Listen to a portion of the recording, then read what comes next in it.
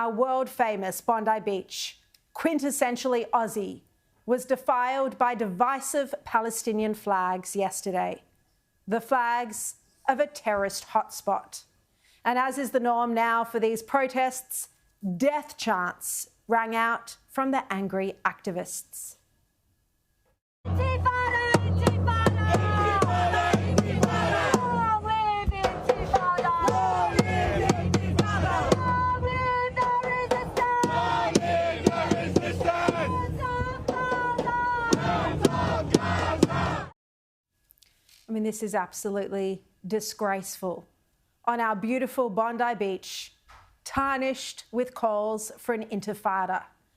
Intifada means uprising, and it's historically been violent. The first intifada in 1987 involved acts of terrorism.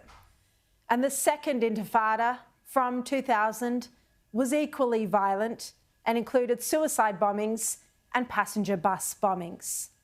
And you also heard in their chants cries supporting the resistance.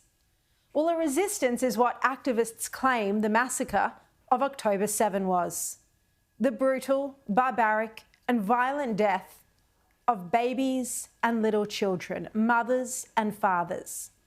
These are the unholy chants that sullied Bondi, because police and the New South Wales government made no attempt to stop this hatred from ruining Australia's most famous beach on the first weekend of spring and on Father's Day. None of the protesters called for Hamas to return the hostages who've now been held for 702 days. None of the protesters called for Hamas to lay down their weapons of terror and end the war.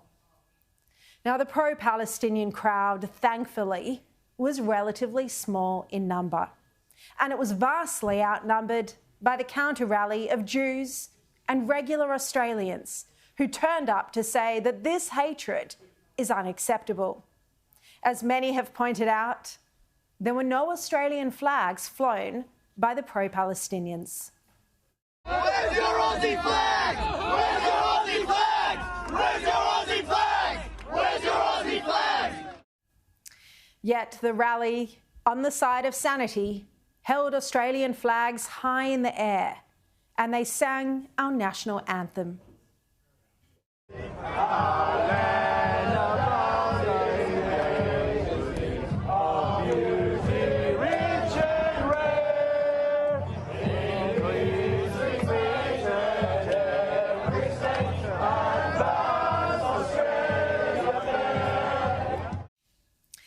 Now, the mainstream media misinterpreted Sunday's events as tensions boiling over. That's not what this was. This was the New South Wales government and police failing to shut down a protest designed to intimidate and antagonise Jews. And then a counter group of Israel and Australian supporters who are on the side of peace stood up to say that we won't be intimidated because someone has to stand up to this mob. With authorities failing to act and leaving it to everyday Australians, it meant the groups came face to face and there was a clash.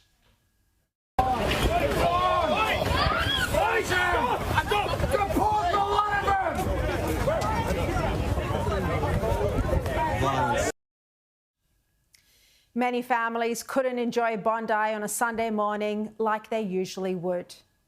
Who would want to expose their children to chants calling for an intifada? Who would want to come face to face with this horrible hatred? I mean, these activists have already turned Sydney CBD into a no-go zone on the weekends. Same with Melbourne. And then they were allowed to turn Bondi into a no-go zone on Father's Day.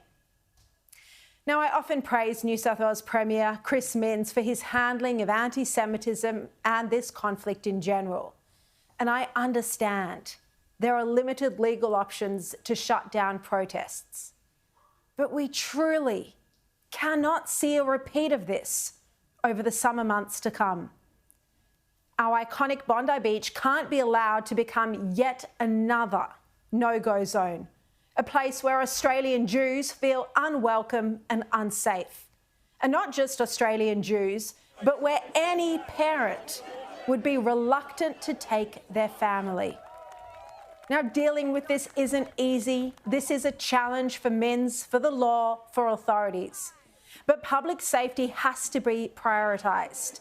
The beach needs to be a hate-free zone. The beach. And I implore the New South Wales government to find a way to stop this madness and protect social cohesion, even if it means considering controversial new legislation.